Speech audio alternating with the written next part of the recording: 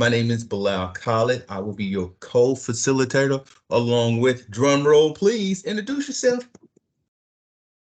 I am Athena Newton, coordinator for elementary social studies with the social studies department.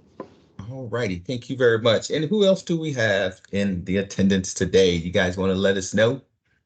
Savannah Stewart. I'm at Adamson High School. I teach U.S. history and AP U.S. history. How you doing, Miss Stewart? Alrighty. Is that all we got? Well, we're gonna love all over you if we just have one. There's another person on here. Well, we're already late, so we're gonna let that person introduce themselves at a later time. We're about to get started. So I do believe I heard Athena say that you've already shared the bit.ly or the QR code with them, correct? Yes. Okay, so you guys have this. If you have a chance to open it, we're going to be working with this document, and everything we do will be here. So we have some formal introductions. If you're not familiar with the social studies team, teaching and learning team, this is them. That's Athena right there. Look at, I did not know your name was Mary till today. I was looking for Athena emails. So we have Salon Bonds, of course, she's the head of the department, and we have our lovely Athena. She is the elementary coordinator. She helped me out this year with some elementary stuff. Thank you. We also have Irene Lyons, middle school, Shirley in them streets, middle school coordinator, and Cece, who's the high school coordinator, but today she's doing world history. And we have Grant, who's project manager. So this is the team. If you ever need to reach out, your primary person of contact will be Cicely, but I'm sure anybody in that department can help. This is the district ILCs. There is only 4 of us at this time, but we're always looking to grow. I pretty much service Region 4, but Sabrina Green, Region 1. So if you're in Region 1, you may or may not be familiar with her, as we are assigned to certain campuses. And then James Hutchinson, Region 2. Notice we do not have Region 3 or 5. So if you are in that region and you need support, you can just reach out to us and we will gladly help you guys out. Alrighty then. These are the norms that we're going to use. Of course, it's a small group, so here they are. Pick your favorite one and stick to it. All right, so what we're going to be going over today, why data, aspiring to mastery, instructional implementation, and resources. So these are the things that we're going to be talking about as we go through this today. Our core values. So normally when I go over these core values, I like to always point this out for us in social studies. We pretty much instruct on grade level. So we never have that issue. So all right, social studies. But again, so effective instruction on level, on grade level or above, equitable access to outcomes, and excellent. So here they are. If you want more into them, you are welcome to read them because you will have this PD. All right, so the social studies department philosophy. So I want you guys to just take a few minutes, and that's all we're taking, and find one word from paragraph 1 and one word from paragraph 2 that sticks out to you the most, and we'll have a quick discussion.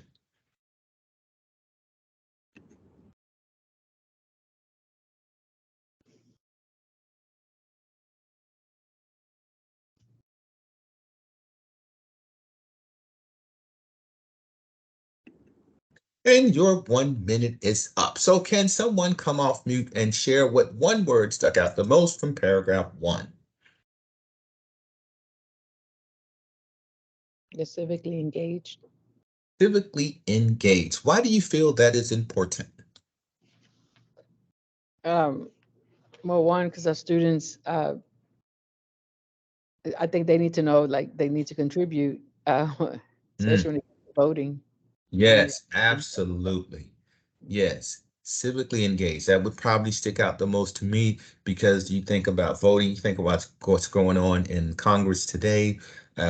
So absolutely, we need strong leadership and we need strong leaders to lead us. So absolutely, students need to be aware of that. Since you're by yourself, we're not going to ask for you to do this twice. So Okay. critical thinkers, I think that is important for paragraph 2. For me, critical thinkers. We have to develop young people to think critically. That is very, very important. So that's what sticks out to me the most about the Social Studies Department philosophy. Thank you very much. All right, Social Studies Department vision.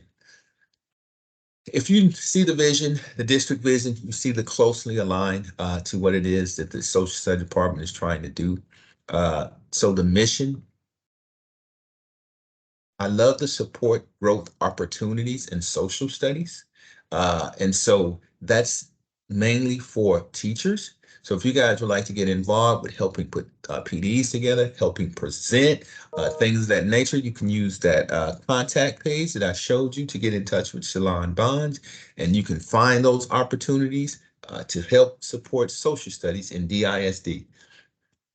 Alrighty, guys, these are some tools you may or may not be familiar with that I'm going to just quickly really introduce, and then we're going to model a strategy from this. If you're not familiar with Elevate, it is an excellent tool to help you create differentiated instruction where you yourself don't have to lose your weekend by trying to create these things. They're already done for you.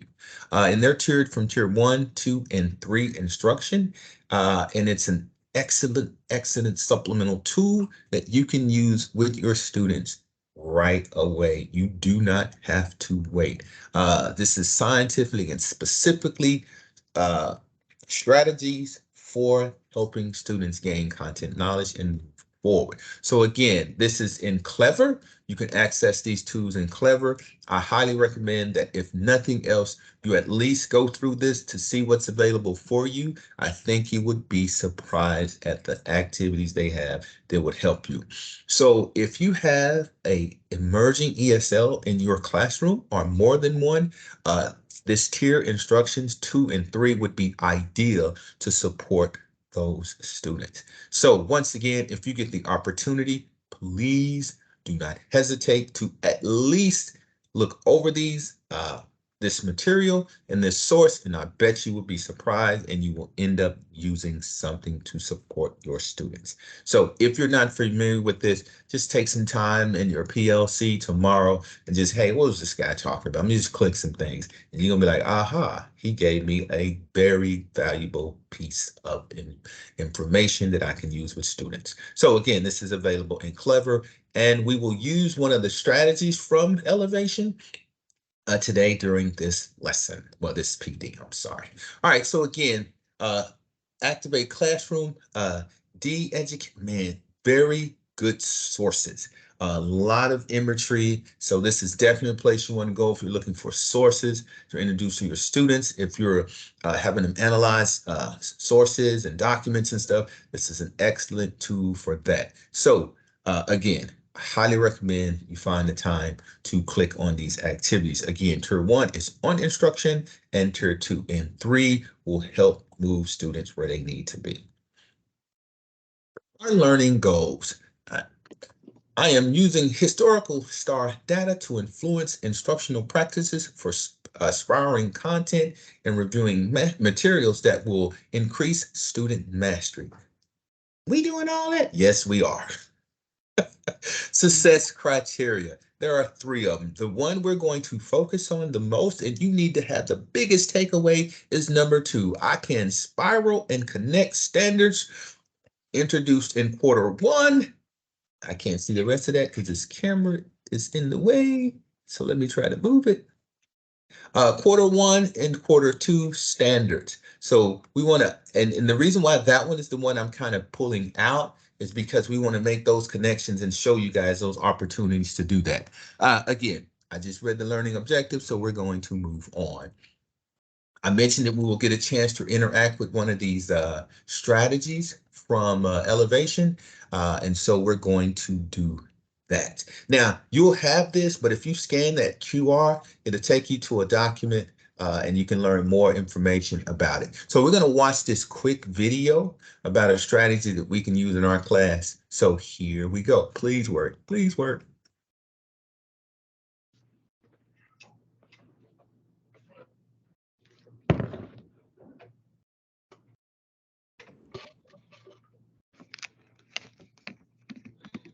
So before I continue this 3-minute video, can everyone hear this video? No. Can I? No. No. Well, I'm afraid I don't know what to do to make that happen. I am not Joe Tech. So Athena, do you have any ideas as to how I can make this work?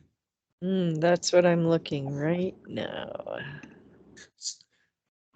Um, USSSA sounds like a warship. Settings, device settings. Everything is on. Spatial audio. Okay, go ahead and try now, Bilal. Okay, all right. Here we go. Again, this is the QSSA strategy. All right, before we go any further, how's that? No, it's not working. Oh, no. I am afraid that my limited technology skills stop at play. So you will have access to this as well as this video. So we'll kind of walk you through it. So the video, I'm assuming, just joking, it would have shown us how to implement this particular strategy. And its question, think about the prompt. And of course, you would create a prompt for your students. And then when you are ready to answer, show a signal. Okay, use the sentence stems to answer, share, discuss your answers with a partner, and assess. Share your answers with the class and build on your learning. That's what the strategy would have entailed. But for whatever reason, we can't get the video to work, but we will get you guys out of here so you can enjoy the rest of your day. Is it working now? Is it working now? No. Still not working. We're moving on. All righty then. So, guys, History 4. The student understands the emergence of the United States as a world power between 1898 and 1920. The student is expected to. We're going to hold right there, and we're going to ask you to look at this historical data. And what are some of the first trends that you notice when looking at this data? I'm just going to give us like 1 minute.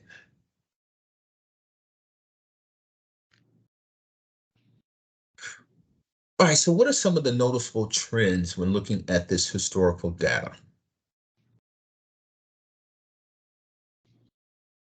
Anybody? Ms. Stewart, you know we're going to pick on you. You're all we have. Yeah. So so in 2018, I'm looking at the TEAG 4A, and it was 58 in 2018. Mhm. Does that mean are these high schools or what? Yes, Because yes, okay. yes. This is high school. So we want to. That's a good analysis. Thank you. So we want to look at these standards in general because these are the standards that addresses this emergence of the U.S. into a world power. And so we look at these standards and we can kind of notice.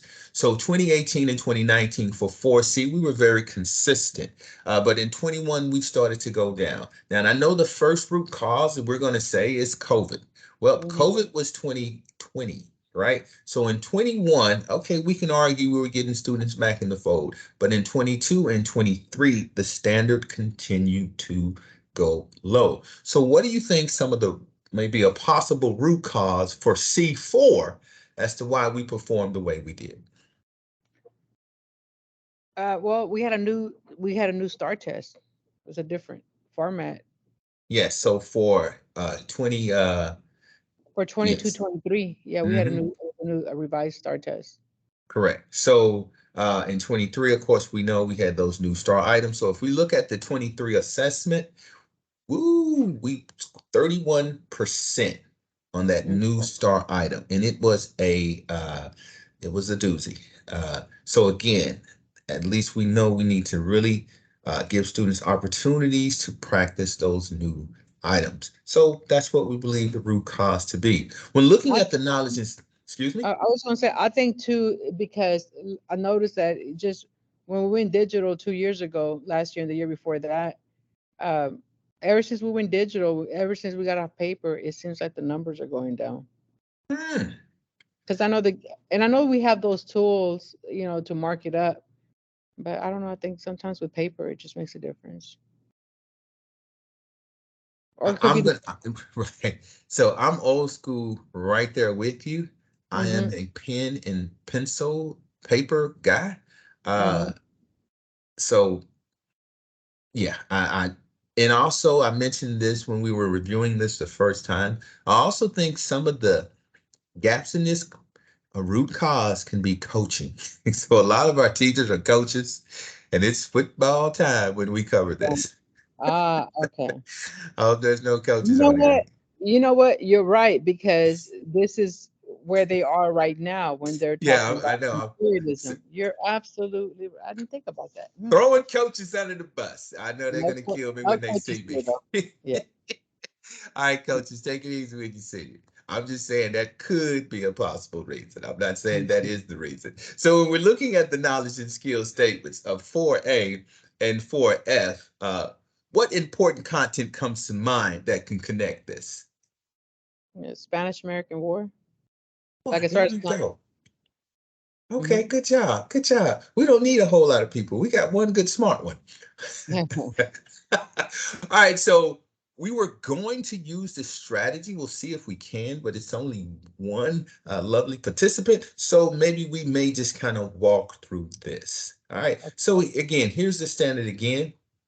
What important content is in 4A through 4F? And then, of course, our STEM would be the most important content in 4A through 4F is. And I think you just nailed it. So not only is it the war, but it's a little bit more to that, right? So it's Mhm. the war and, correct? Yes. So it's all the and, right? So it's a lot of things happening within that amount of time because it gave us a specific time frame, correct? Mhm. And within that, it's a lot of things happening. So thumbs up when you complete it. Just send it, share with a neighbor. Forgive me, this is being recorded, but we didn't watch the video, so we may go. All right, so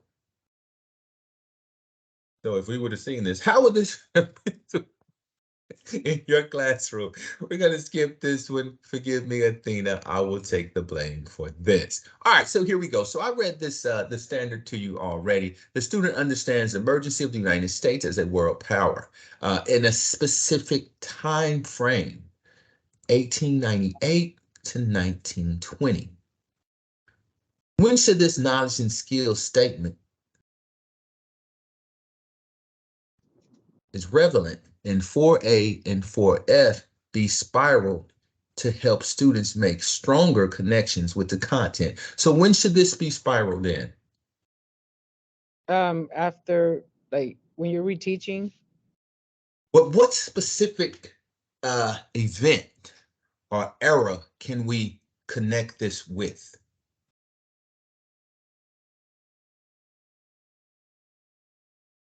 So I want the you to just think about that, and viewers who may view this. So what specific era or event that we can connect this with? It just lines up perfectly. with the progressive era.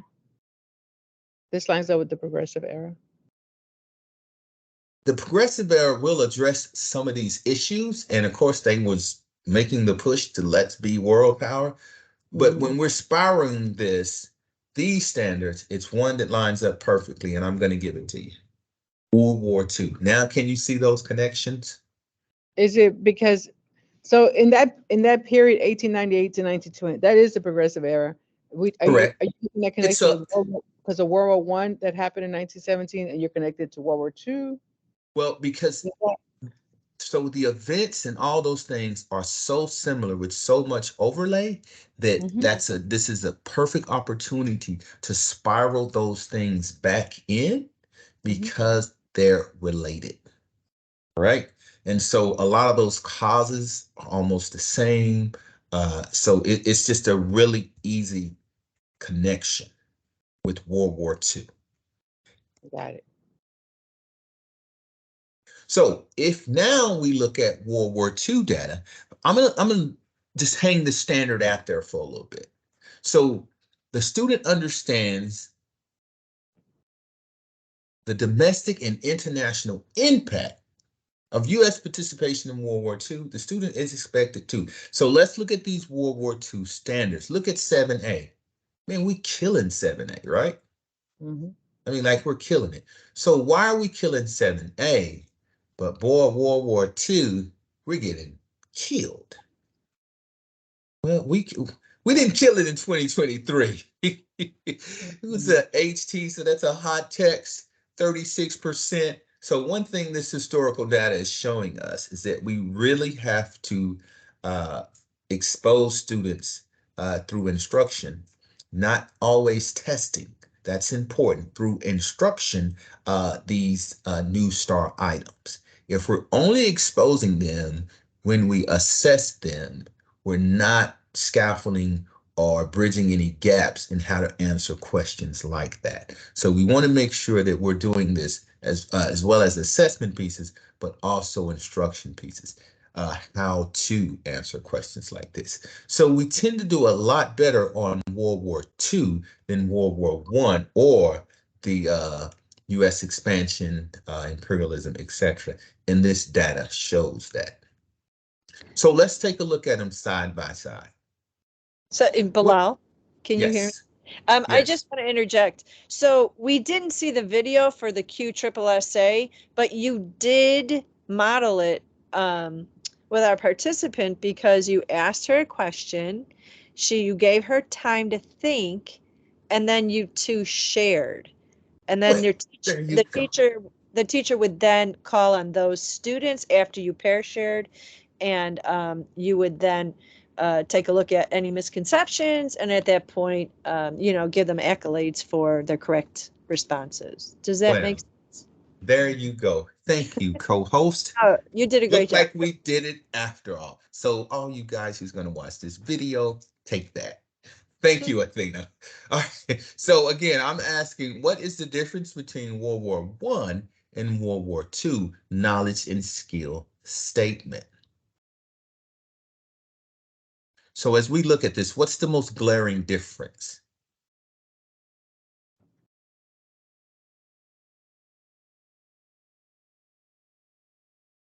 You know we're going to call on you, Miss Stewart. Um, well, You're all we have. You're yeah. our favorite student, our favorite participant. You're our tag person today. Yeah, well, what I'm noticing the difference here is like in World War I, we're emerging as the world power, but apparently in World War II, we already are one because we're focusing not only on domestic but also on the international impact. So Of, when I was speaking with the colleagues, I mhm, argued a similar argument, but just a tad different, right? So mhm, I was saying that we were emerging and the end of World War II confirmed, right? But mhm, here's where I want you to focus your attention is that look at the amount of space, right? You mentioned the Spanish War. So we mhm, have progressive, we have the Spanish American War, we have World War II, we have imperialism, we're sending troops to the Caribbean, we're doing a whole lot, right? We're jumping back and forth from different presidents. So it's a lot of content mhm, in World War One. Where if we look at World War II, it specifically states, hey man, we're just talking about this war and this war only. You see what I'm saying? mhm, Domestic and international. That's it. So what was going on at home? Gardens, victory gardens, all that kind of stuff. What was going on international? That's it. But for it is so much content that's what confuses students, and that's some of the misconceptions is that they may merge the wars, right? mhm. And so that's one of the just the heavy. It's just a lot there, and I think that's also a different coaches. I was just kidding, but that's also one of the differences between our performances on the two is the amount of content. Reviewing along the way, spiral to mastery. Okay, so we're going to just show you guys how you can spiral to mastery and how you can get this in, and again, how you can overlay and make these connections. So again, we have the right content. Do you teach to mastery or do you spiral to mastery? The story, organizing the information. Okay, so let's see how we do that. So this is the first. Oh, what happened? This should click. Uh-oh. This is supposed to click and show me other things. It's not doing that. So I'm sorry again. First, we had the video issue, and this slide is not participating. Yeah, So I'm not this, either.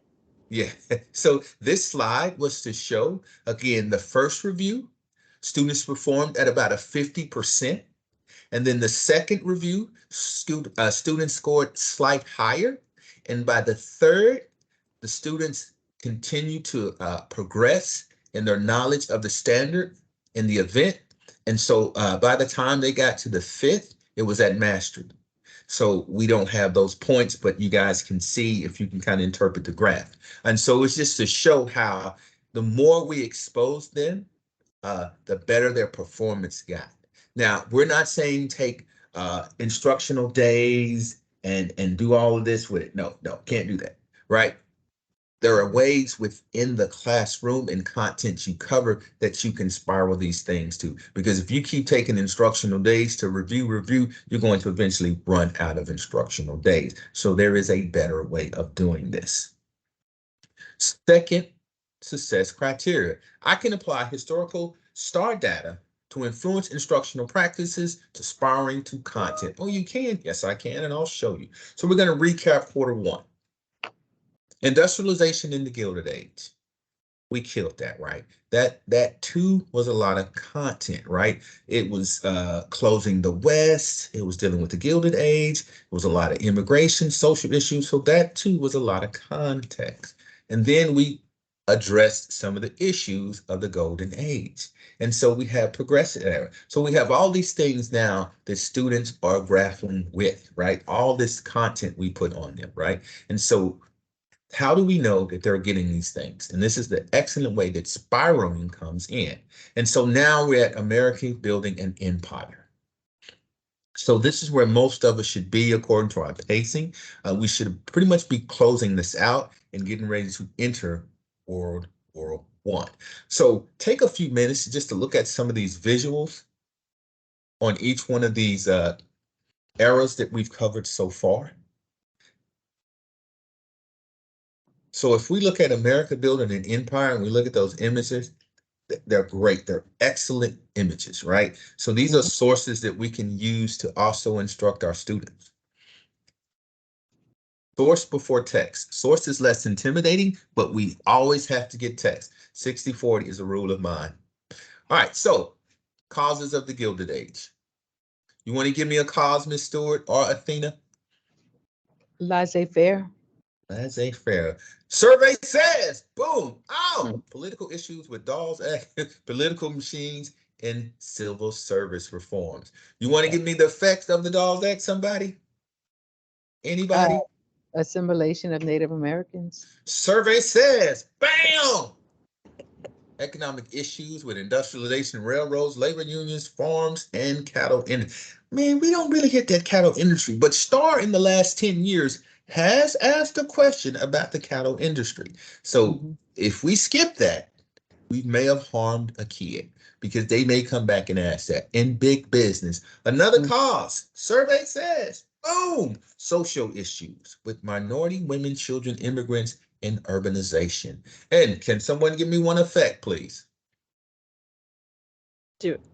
Progressive era reforms, initiative, referendum, recall, 16th, 17th, and 18th. Oh, give me an effect. Give me one. Guess one. What do you think an effect with some of that stuff on the left side was?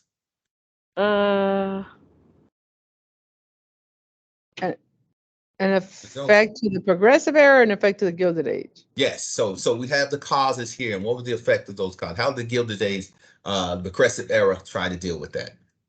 Muckrakers exposing corruption. Survey says, boom, progressive era reforms. That's good enough. We'll take it. All right. So we'll go ahead and rush. There's your answer. All right. You know what you get? You get a box of fish rocks. How about that? We're going to give you a box of fish rocks. It's going to be shipped to your school. What school did you say you were at? Adamson.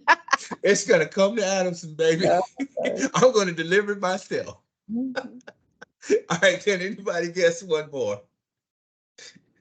We're going to bring you those boxes of fish rocks, okay? You can get an aquarium in your classroom. How about that? And the last one, third parties, populist party. So again, So we can see those connections, right? Causes and how the progressive era sought to address those problems. So we did a great job there, right? Students should be familiar with this, and we're moving forward. So how is this assessed? And here we go. So again, this is 3A. Now, if you're not using excerpts daily, or at least a minimum weekly, man, you must start, because STAR does not have students read entire documents. They have students read excerpts. So please make sure that you're having students do an excerpt at least weekly, if not daily. So again, here's the thing. At the turn of the 20th century, many U.S. citizens were ran by a collection of self-serving political machines. This is the second time that a political machine question has been asked in the 10-year history of STAR. So notice, we can't predict anymore what we thought STAR would cover. Like, oh, STAR never tests that. They haven't tested that in 1,000 years. Well, we don't know what they're testing anymore, so we want to make sure we're teaching our butts off, because we just don't know what we don't know anymore. They're testing everything now. So that old train of thought doesn't exist anymore. So we're just going to jump into the question. What was one additional way that urban political machines, and listen to that, guys, listen to that verbiage, urban political machines. Did we teach it like that? Did we say urban? No. Or was it implied that students knew that this only happened in urban areas? That's a good one, right? So urban machines controlled access to political power. And can anybody guess what the answer is? See? See, let's see if you're right. Bam! Yes, you are. Now, did we instruct students this way? To secure jobs and contracts for supporters. Now, you see what we did as a district, 41, on STAR this year, 41%. So we didn't really kill that. And I don't know if this is district data, by the way, so I don't want to correct my mistake. This may just be state performance. Athena, do you know if this is district or state? That looks like his district. Okay, so so our district performs. District. Okay, was 41%. Woo! So we didn't kill this. But look at the way in which it was asked. Look at the excerpt that was used. So again, and then look at the answer itself. So we were 41% on that. Let's do another one. So I love this rationale. So if you're just looking at the rationale, you can go through and get the rationale on all the questions, by the way. Urban political machines. Urban, I want to stamp that. Urban political machines secure jobs and contracts for supporters in order to control access and gain political power. If they know that much, they're going to pass. That's it. That's it. So that's the rationale. 3B. How did we perform on 3B? Not bad. 63%. We did better on this. Why? It's labor union. We crushed and killed that, right? What's the answer here? I'm not even going to read the question. What's the answer? Somebody. It's B. B. And you be right. But let's take a look at that reader, right? The statistics from 1879.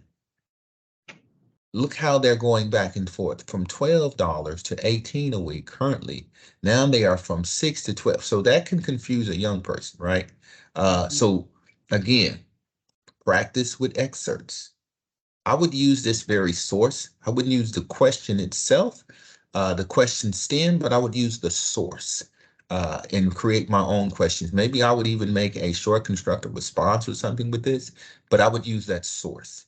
That's a good source. And it's one to kind of make young people have to think. So I would definitely use that source. So again, this historical data shows us that we're killing 3B. So congratulations, U.S. history teachers, but let's not get complacent, because that's not 100 and it's not 70. So we still have a ways to go, but we did do well on this. So students do know labor unions. And of course, we don't have to go over the rationale. All right, quarter 2, let's get into it. All righty, now look at that. 31%. All right, so Ms. Stewart, you all that we have, what are the 3 here? Which actions are examples of President Theodore Roosevelt carrying out the big stick policy? What's The our United three? States, the United States sent troops to Caribbean, Don't be.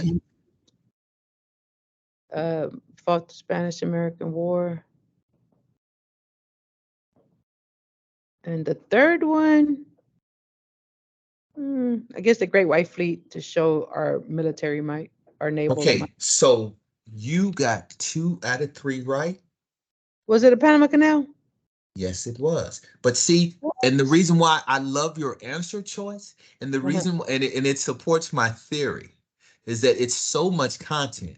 So young people are going to say, hey, he was a Rough Rider. He fought. And they're going to go with that. Absolutely, they will. And that accounts for our 31%, right? Because we talked about the Transcontinental Railroad. We talked about all of these things. And when we talked about Theodore, we talked about the war. And so they would go with that. But here's the dead giveaway, president. And so remember I mentioned during that time frame of 1898 to 1920, we have to know what each president during the Progressive Era did, right? This president did this. It's a lot of content. So we have to be specific in our approach to make sure students know this happened under this guy. This happened under this guy. Instead, students walk away with all of this happening maybe under one particular person.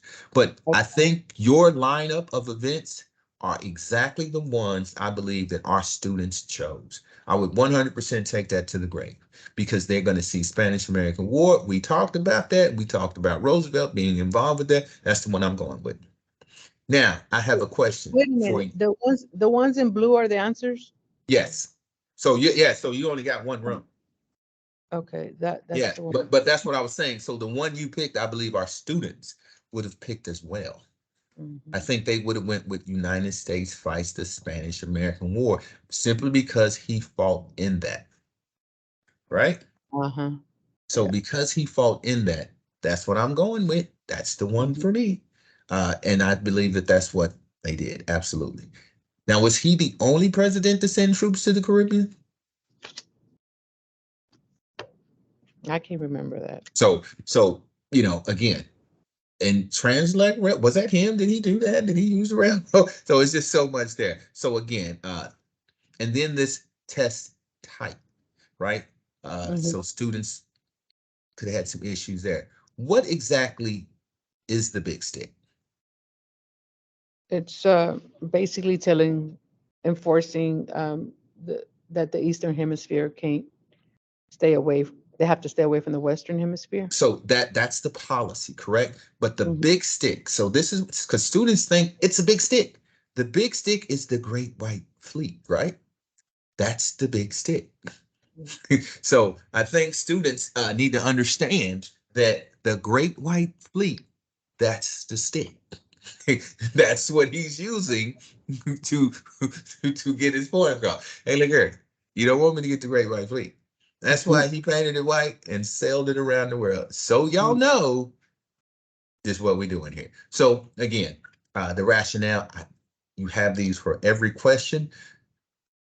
So you can, now this one, 4C. Wow. Okay, let's get into this. So this was another pick 3, and obviously it's a News Star item. The table of content from a book published in 1915.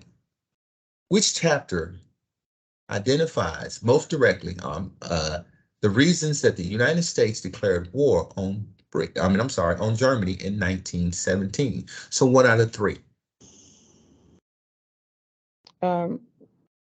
Was the first one? 1, 2, 3, 4. The fourth one. Absolutely. Economics, right? So we have neutrality of waters, natural waters are and that's economic, right? So he said, hey, you're interfering with trade. So let's see if they'll let us stamp that one by itself. Oh, I thought I could stamp them one at a time. They gave us all to us. Well, sorry, I just helped you out. I thought it would maybe give us one at a time. So we have, of course, the sinking of the Lusitania, and then we have, you already gave us that, and deadly submarine warfare. Of course, it doesn't say that, but you guys get what I mean. So that's the point right there. And this is a primary source. This is an actual book. So we can use excerpts from this book to instruct students because it is a primary source. But so you can see where students struggled on this one. I believe that a lot of students went with trench warfare because it's fun, right? It's fun. We used all kind of pictures. We showed the feet all messed up. We showed the conditions, and especially for a lot of our male students, man, that was great, right? So and then we talked about poisonous gases and all that, and that's great. And then you can see for F, the historical data there, we're killing that, right? So students are doing well in that because we get to talk about that kind of stuff. I mean, I'm sorry, 4E, because we get to talk about that kind of stuff. 95, 66, we get to talk about that kind of stuff. They love that. So I think a lot of students probably went with those choices because they seen war, right? And so I think they went with those choices. There's the rationale. Not going to get into it. All right, success criteria. We're moving and shaking. We got 15 minutes. All right, Unit 4, Week 19. Week 19, October 9th. So again, we mentioned that in your pacing, this is where you possibly should be. Emerging World Power, Panama Canal, and World War II. And of course, these are the essays that you will be tackling. Topic focus, construction of the canal, and causes of World War I. Now, notice the change, right? Do you see that used to be Maine Forever, correct? Are you familiar with that acronym? What's changed now with that acronym? They add an A. Added the A. What does the A stand for? Well, what is go ahead. The A was Alliance. It was MAIN, but now it's Mania. So the A stands for what? Alliances. No, the last A. The first A, you're absolutely right. So I should have corrected myself. I'm sorry. I don't know what the last A stands for. So the reason why they added that last A is the assassination of Archduke. Oh, okay. Right. That was the as mains and the right. Exactly. Okay. So that's a change. So now that's added in because that is the trigger or immediate cause. So now that's kind of added into that acronym now. And I just wanted to kind of point out that change, right? Okay. So that change is there. Because again, that's one of the immediate causes. Now, before we click more and click on and go on, now, can you see how sparring World War I and World War II? Can you see now the connections that we can make? Absolutely. All right. So breaking down the standard. This is a document that you guys will have access to. Of course, knowledge and skills, student expectations, the verbs, the noun, what specific content students need to know in order to master this. If you're a singleton, this is a handy tool. Of course, if you have a team, you guys will do this in your PLCs. And this is a document that you would have. If your campus already utilizes the document to break down standards, by all means. If you are an emerging teacher, this is a must tool. This is a must tool. Teach specificity is a must tool. And the look forward field guides are must tools for anyone who's emerging in the content. So let's break this down. So this is how this looks. And again, you have access to this. I have this right here so I can see this. Excuse me? Can I take a picture of this one or do I have it somewhere? Sure, you can go right ahead. Yeah, take a picture, take it, and you'll have this this presentation as well. But go ahead. Take it. Okay, so again, we're breaking down geography. Student understands the impact of geography factor, major events. The student is expected to, and then we'll go analyze the impact of physical geography, et cetera, et cetera. And we're focusing here on the Panama Canal. What's the verb? Analyze. Physical, human, geography factors, Panama Canal. What specific content do students need to know? Now, here's where you, as a content team or a singleton, can cheat. You can go to lead field guide or teach specificity. and you can put that information in.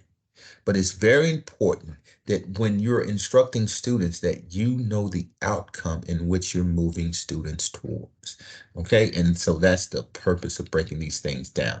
You cannot analyze or do any no-show of any kind without analyzing the source, the question itself. So you want to input the STAR question. How do you know what students need to know if you're not using the question? The question is the how. You've got to know the how. This is how it is assessed.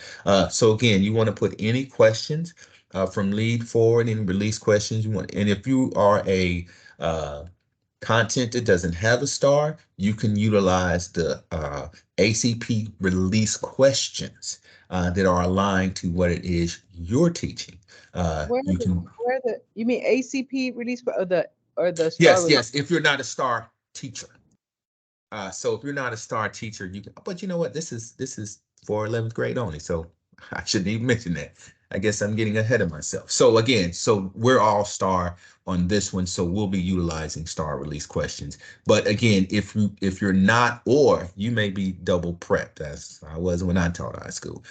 So with that, you can use those questions to serve as the star line questions to see how the ACP is going to assess students.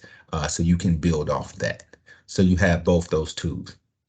What content is inferred? This is a great little piece. So if you haven't seen that piece before, I was not aware of the possibilities of that piece until I saw it. And I was like, wow, that makes a lot of sense.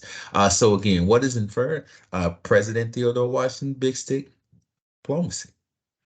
Okay, when building the Panama Canal. So that's the great piece. So again, this is a great little document. You guys will have this document blank, etc. in all ways you can. And we definitely recommend that in your PLCs, you utilize this. If you're an emerging teacher, I'm going to sound like a broken record, but this is the best way for you to understand and make sense of your content. Bam. All right, so these are instructional practice. Go ahead, Athena. 1 minute, I'm sorry. Ms. Stewart, that document is on your participant guide. And so you have a link, it'll take you right to a Google Drive and you can access it there. Okay. Yeah, there's a forced copy so that you will be able to make as many as you need throughout the year, and you can keep those in your own Google Drive. So you mentioned you were at Bryan Adams. No, I'm at Adamson. Oh, Adamson. Okay. So okay. That's region 2, correct? No, that's region 1, right? 1. Yeah, region 1. Okay, yeah. Absolutely. Oh, Adamson. Yes, yes. A good friend of mine. I know 2 lovely people that work there. A good school, real nice school too. All right, so this is instructional implementation. Of course, these are lessons that you'll see when you go to Curriculum Central and you go to U.S. History. These are some documents and activities that will come up. We will kind of go through this one because time. I'm going to get you guys out here on time because it's not your fault that I had problems getting in the system. So again, why was the Panama Canal built? What challenges did the construction experience during the building of the canal? Why did the U.S. support the Panamanian rebels in Colombia? So again, let's get into it. So I believe these are hot links, correct, Athena? Yes, they are hot links. Okay. So you guys will have access to this. So we're just going to kind of walk through some of this. Oh, I don't even know why I played the video. I don't know why I did that. Did it work? No. Well, this is a video that could be used. So there you go. It was the engagement piece. These are the questions that are, go ahead. I'll send this slide deck to you so that you can see everything. Oh, good, thank you. And of course, go ahead, Athena, I'm sorry. Oh, at your leisure. Okay. Thank you. And so again, these are the questions that I read aloud that accompany the video as they watch the video, which sets the purpose for the video. And here is the teacher model piece. So this is a piece right here that as a content team, you would do your exemplar on to have students ready for this particular piece. Again, it is a hot link. And so you would just simply click that and you will have access to this activity. activity here that talks about the Panama Canal. Again, this is in Curriculum Central. Now, we were supposed to kind of hit this a little bit, but for the sake of time, we're just going to do a walkthrough because we literally have 1 minute. So just wanted to at least let you guys be aware of what resources you have. Hopefully I can get back to where we were. Cross your fingers. Yes, I did it. So TED Talk stop. So again, these are the instructional pieces right here that you guys will do exemplars on as a team. Where the information is, you can add 1 or 2 additional questions. The most important thing when doing exemplars and things of that nature, guys, is for 1 or 2 of these questions, you can use as class discussions. Remember, we always want students to discuss new content, right? So it could be how does a canal work questions. It can be the building of the canal, why the U.S. got involved, source D. You can take one of these sources and blow it up and have them analyze the source. So there's lots of implementation here to enrich this. You can look at source D, ask an internalizing question, and you can make that the discussion question. So there's a lot of ways that you guys can do this. But again, you want to make sure that students internalize the information. And so if that's through discussion, through additional question, whatever that is, we want to make sure we provide that. Remember, we always want to be learning like historians, and that's reading, writing, thinking, and discussing. So guys, that is my time. This is the DOL to this particular unit. It's also in curriculum. If you guys don't know, all the DOLs are in All in Learning. So if you were doing paper DOLs or you were making some and putting it in Dan or putting it in All in Learning, these are already done for you. How do you look them up? In All in Learning? Yes, ma'am. So what you would do is you would go into All in Learning. You would log in as yourself. Your students are already there. And once you log in, you're going to go to the right side and you're going to scroll down to where it says Social Studies DOLs. And then you're going to click that. And once you click Social Studies DOLs, you're going to click your grade. What's going to come up next is select a grade level. And then you're going to click your grade level, 11. And so after each lesson, there's a DOL. So right now, we're lesson 8, lesson 10. I'm just throwing that number out there, so please don't hold me to that. So then you would just click lesson 10, right? And this DOL would come up. If you haven't done them, I definitely 100% recommend you go back and do 1 through 8 with your students. You can use those as do now. Yeah. And all you do is activate. Now, one thing that's different from All in Learning is make sure you end the assessment. You don't have to do that in Dan, but you have to do that in All in Learning. If you don't end the assessment, it won't record the student data. Okay. And so that'll give you all the data. And this is exactly how they look. So once you click on this particular one, it's going to look exactly like this. Now, guys, I have a quick disclaimer, and this is my disclaimer. It is not from Teaching and Learning or the Social Studies Department. It is mine, so I will own my impact. So let's look at question number 5. It is a short constructed response. I'm not in favor right now with giving these questions as assessment. I'm in favor right now of doing these as class assignments. And this is why. As an assessment that you're giving to students, they can opt out. They can answer 1 through 4 and get to this and put submit and not respond to this. And you won't know till you review the data, like they didn't do it. But if you take that piece and make that a classroom assignment that they're doing in front of you, you can monitor that and you can see them writing. And if you need to scaffold that, you can. Okay. And you have to hand grade these anyway. So you can use the TEAC specificity as your rubric to what students should have put in there. And so this is an excellent way to build capacity in students first. And it won't be so intimidating. And then in the future, start assessing the writing. But right now, they're on the computer, they can opt out, and you won't know till the next time you see them. Like, you didn't answer number 5. You missed that opportunity. It's going to kind of be hard to go back and make them do it. So I would take this piece out. And again, this is Bilal College. I'm going to give you my name and I'm going to own this impact. So, hey, that guy at the thing said this, so you can know who that guy was.